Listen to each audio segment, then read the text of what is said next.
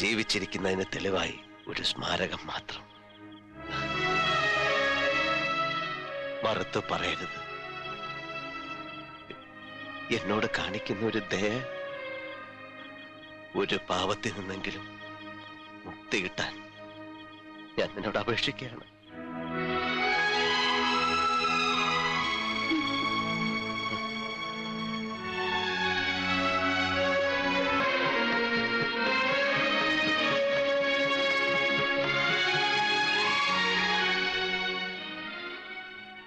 ഞാൻ കരുതിയത് അച്ഛൻ അറിയുമ്പോ വലിയ സന്തോഷാവുന്ന.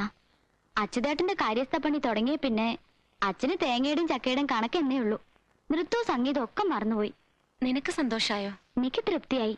ചേച്ചി നൃത്തം തുടങ്ങിയാൽ മാത്രമല്ല, മൂപ്പര് തന്നെ അതിന് കാരണക്കാരനായല്ലോ എന്ന് ഓർക്കുമ്പോ.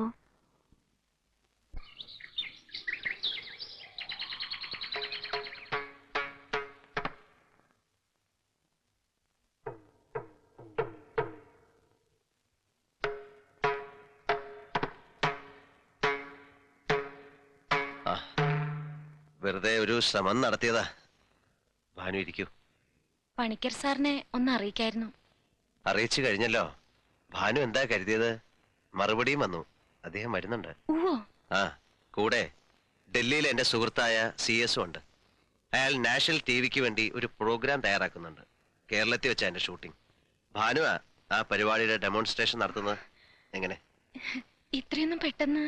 എന്താ കരുതിയത് നീലകണ്ഠനെ കുറിച്ച്? ഞാനിവിടെ വെറുതെ ഇരിക്കാന്നാ? എഴുന്നേൽക്കണോ? അങ്ങനെ ഒരു ചിന്ത ഇല്ലാതില്ല. ഞാൻ സഹായിക്കാം. പ്രയാസാവും. ശ്രമിക്കാലോ.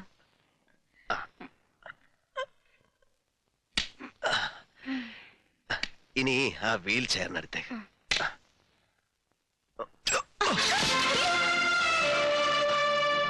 പുതിയ ജന്മമല്ലേ, അപ്പോ പിച്ച വെച്ച് നടന്നു പഠിക്കണം. ഒരുപാട് വീണാലല്ലേ നടക്കാനാവൂ.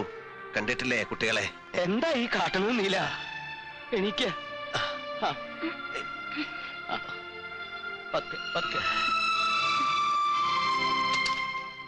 താൻ എവിടായിരുന്നു? പൊറുതി മുട്ടിയിരിക്കുക ശേഖരന്റെ ആൾക്കാരെ കൊണ്ട്. പുഴക്കരപ്പറമ്പിൽ ഒരൊറ്റ നാളികേരമില്ല. എന്തിനും ഇപ്പൊ അവറ്റയ്ക്ക് ധൈര്യം ഉണ്ടല്ലോ. ഇവിടെ ഉണ്ടായിരുന്നു തൂണ് പോലെ 4 എണ്ണം. സ്വന്തം തടി നോക്കി എവിടെങ്കിലും ഒളിച്ചിരിക്കാവൂ. അവരെ എന്തിനാ കുറ്റം പറയുന്നത്? കണ്ട കാല് തല്ലി ഓടിക്കുന്നല്ലേ അവന്റെ ഭീഷണി. ഞാനൊരു പെറ്റീഷൻ കൊടുത്താലോ എന്ന് വിചാരിക്കുക. പോലീസുകാർക്ക് ഇത്തിരി ചില്ലറ കൊടുത്താലും വേണ്ടില്ല. വേണ്ട, എന്തെങ്കിലും ആവട്ടെ. ഇനിയും വേണ്ട വഴക്കും വക്കാണവും.